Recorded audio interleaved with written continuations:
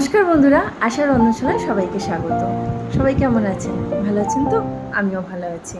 আজ আমি আপনাদের সঙ্গে একটা সম্পূর্ণ নিরামিষ আর খুব কম তেল মশলায় একটা পনিরের রেসিপি শেয়ার করছি। শ্রাবণ মাস এসে গেছে, আর শ্রাবণ মাস মানেই নিরামিষ বা পুজো তো থাকেই না। এখানে আমি 7-8টা ভাঙা কাজু, 1 টেবিল স্পুন পোস্ত আর হাফ কাপ দুধ দিয়ে এর একটা স্মুথ পেস্ট বানিয়ে নেব।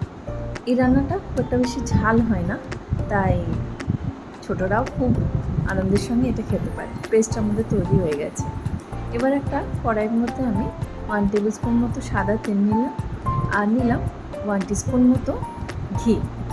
সম্পূর্ণ নিরামিষ রান্না তো একটু ঘিয়ের সুগন্ধ হলে খুব ভালো লাগে।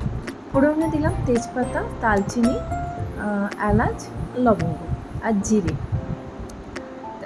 ফোড়ন থেকে যখন সুগন্ধ বেরোবে তখন আমি এখানে নিয়েছি 2টো মিডিয়াম সাইজের টমেটো আর একটা কাঁচা লঙ্কা আমি পিষে দিয়েছি।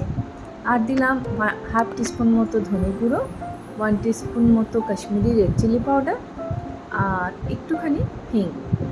আর আমি দিয়েছি 1/4 চামচ মতো হলুদ, সেটা স্কিপ করে গেছে, তার জন্য দুঃখিত। মশলাটা কষাবো তার আগে গ্রাইন্ডার জারে অল্প একটু জল দিয়ে তার মধ্যে এই মশলার মধ্যে দিয়ে আমি মশলাটা ভালোভাবে কষিয়ে নিচ্ছি 2 থেকে 3 মিনিট। 2 থেকে 3 মিনিট হয়ে গেছে, মশলা আমাদের কষা হয়ে গেছে। এবার আমি দিলাম কাজু, পোস্ত আর দুধ দিয়ে যে মিশ্রণ একটা পেস্ট বানিয়েছিলাম সেইটা। এটা ঠিক মাংসের মতো কষাতে হবে না, অল্প কিছুক্ষণ কষালেই কিন্তু মশলাটা রেডি হয়ে যাবে। আর এটা একটু গ্রেভিটা একটু পাতলাই রাখলে ভালো হয়, কেননা পোলাও বা সাদা ভাতের সঙ্গে দুপুরেও যেমন ভালো যায়, তেমন রাত্রিরে লুচি, পরোটা বা রুটির সঙ্গেও খুব ভালো যায়। আর সেই একইভাবে মশলাটা যেতে পিষেছিলাম মানে গ্রাইন্ডিং জারে অল্প একটু জল দিয়ে ধুয়ে দিয়ে দিলাম, দিয়ে ঢাকা দিয়ে আমি মিনিট 3 রেখে দিয়েছিলাম। মিনিট 3 পর দেখুন রঙটা কত সুন্দর এসছে, আর মশলাটা মোটামুটি আমাদের কষা হয়ে গেছে। আর খুব বেশি রিচ হয় না এটা, বললাম না, হালকা, খুবই হালকা তেল মশলা কম দিয়ে রান্না করছি, ঝালটাও কম আছে, বাচ্চারাও খুব ভালোভাবে এটা খেতে পারবে। আর আমি এখানে দিলাম 250 গ্রাম পনির, আর দিয়েছি হাফ টিস্পুন মতো কিচেন কিং মশলা। কিচেন কিং মশলা যদি না থাকে অল্প একটু গরম মশলা দিলেও চলে।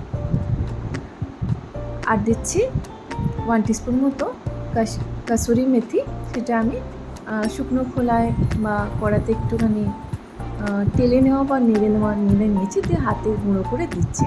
কাসুরি মেথিটা দিলে খুব সুন্দর একটা সুগন্ধ আসে রান্নায়। আর চাইলে আপনারা এখানে একটু মিষ্টি দিতে পারেন, আমি এখানে মিষ্টি দিইনি, নিরামিষ রান্না তো মিষ্টি দিলে সবারই ভালো লাগবে, আমি দিইনি, এটা অপশনাল। দেখুন গ্রেভিটা অনেকটা ঘন বা থিক হয়ে গেছে। আমাদের পনিরের এই সাদা মাটা রান্না রেডি হয়ে গেছে। আমি ঢাকনা দিয়ে কিছুক্ষণ অপেক্ষা করব, একটা স্ট্যান্ডিং টাইম দেবো। আমাদের কিন্তু সাদা মাটা পনিরের রেসিপি রেডি হয়ে গেছে, শুধু সার্ভ করার পালা। সার্ভ করে দিয়েছি। আমার রান্নাটি কেমন লাগলো আমাকে কমেন্ট করে জানাবেন। ভালো লাগলে আমাকে সাবস্ক্রাইব করবেন, শেয়ার করবেন। ধন্যবাদ।